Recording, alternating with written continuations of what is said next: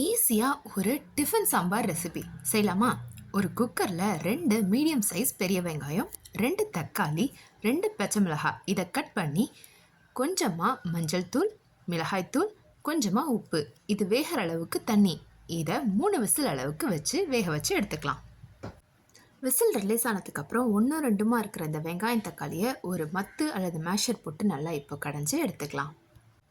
தாளிப்புக்கு ஒரு கடாயில் கொஞ்சமாக எண்ணெய், கடுகு, கருவேப்பிலை, கொஞ்சமாக பெருங்காயத்தூள், 5 அல்லது 6 பல்லு பூண்டு, 10 உரிச்ச சின்ன வெங்காயம். தாளிப்பு நல்லா வதங்கி வந்தோன்னா நம்ம குக்கரில் வேக வச்சிருந்த வெங்காயம் தக்காளி இதில் ஆட் பண்ணிக்கலாம். நம்ம சாம்பார் ரொம்ப டேஸ்ட்டாக வரும், ஈஸியாக செஞ்சிடலாம். அதை இன்னும் டேஸ்ட் பண்ணுறதுக்காக ஆரோ ஃபுட் ப்ராடக்ட்ஸோட ஹோம்மேட் சாம்பார் மசாலா நான் இதில் ஆட் பண்ணிக்கிறேன். இவங்ககிட்ட மஞ்சத்தூள், மிளகாய்த்தூள், குழம்புத்தூள்னு எல்லா விதமான ஹோம்மேட் மசாலாஸும் ப்ரிசர்வேஷன் இல்லாமல் நமக்காக செஞ்சு தராங்க. உங்களுக்கு வேணும்னா நீங்கள் பல்காவோ இல்லை சாம்பிள் பாக்கெட்ஸோ வாங்கி யூஸ் பண்ணி பார்க்கலாம். குழம்பு இப்போ கொஞ்சம் கெட்டி பதத்துக்கு வர்றதுக்கு நான் ஒரு 2 கரண்டி அளவுக்கு இட்லி மாவு இதில் ஆட் பண்ணுறேன். ஆட் பண்ணதுக்கப்புறம் கைவிடாமல் நல்லா கலந்து விட்டுக்கோங்க.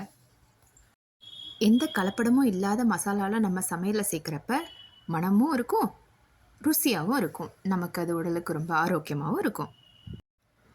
உப்பு காரம் இப்போ சரியாக இருக்கான்னு பார்த்துட்டு உங்களுக்கு தேவைப்பட்டுச்சுன்னா நீங்கள் இதில் ஆட் பண்ணிக்கலாம்.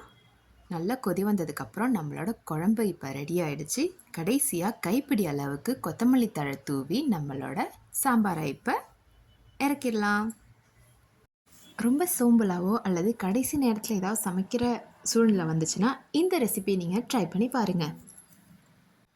தேங்க்ஸ் ஃபார் வாட்சிங்.